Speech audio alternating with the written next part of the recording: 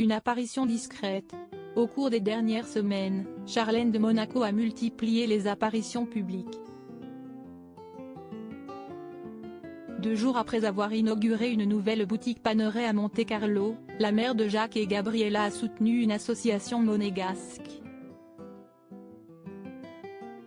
Plus récemment, si est mercredi 28 septembre 2022 qu'elle s'est rendue à un grand événement aux côtés du clan Grimaldi. Dès l'année prochaine, le centenaire de Régnier III sera célébré à Monaco.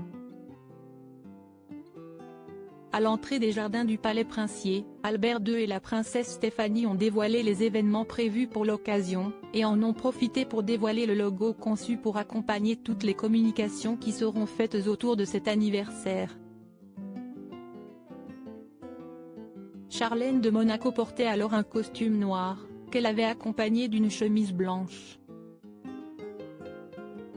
À ses côtés, siestit avec émotion que son mari, Albert II, a déclaré « Régnier III a consacré 56 ans au service de son pays ». Estimant que le qualificatif de prince bâtisseur au sens de constructeur était très réducteur, celui-ci a ajouté « Il a su accroître la souveraineté monégasque et faire de la principauté un État moderne, dynamique et ouvert sur le monde et témoigner d'un grand sens de l'adaptation ». C'était aussi un père de famille aimant, bienveillant et attentif. Albert II a par la suite lancé un appel pour une communauté soudée marquée par la solidarité, l'exemplarité et l'intégrité.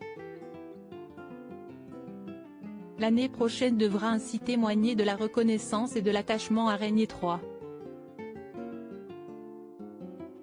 De son côté, la princesse Stéphanie a fait savoir que faire connaître son père aux jeunes générations sera son objectif.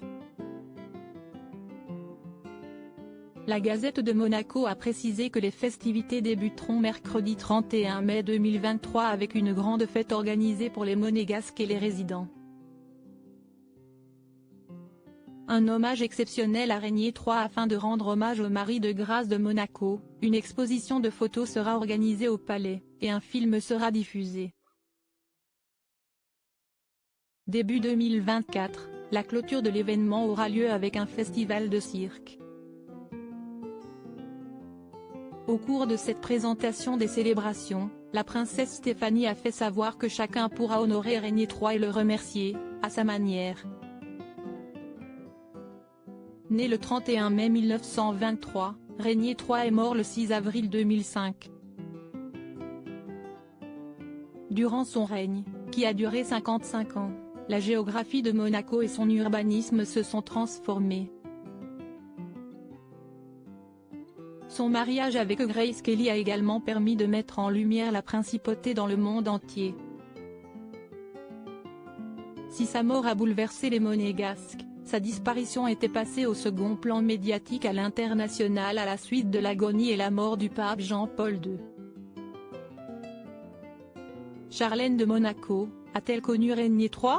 5 ans avant la disparition de Régnier III, siestit en 2000 que Charlène a rencontré le prince Albert, lors d'un tournoi de natation à Monaco. Elle n'a cependant jamais eu l'occasion de connaître personnellement Régnier III. À la suite de la mort de celui-ci, la jeune femme avait recontacté celui qui deviendrait plus tard son mari, afin de lui présenter ses condoléances. Un an plus tard, le couple s'affichait pour la première fois publiquement lors de la cérémonie d'ouverture des Jeux olympiques d'hiver de 2006 de Turin en Italie. Finalement, siestit le 1er juillet 2011, dans la salle du trône du Palais Princier, que Charlène de Monaco et Albert II se sont dit oui, sous le regard de leur famille et de leurs proches. De ce mariage, sont nés le 10 décembre 2014 les jumeaux Jacques et Gabriella. Maman comblée, la jeune femme a cependant vécu des mois compliqués et a passé 8 mois en Afrique du Sud avant de se faire soigner dans un établissement situé en Suisse.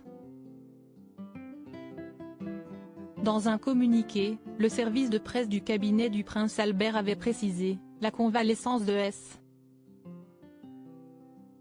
AS La princesse Charlène se poursuit actuellement de façon satisfaisante et très encourageante.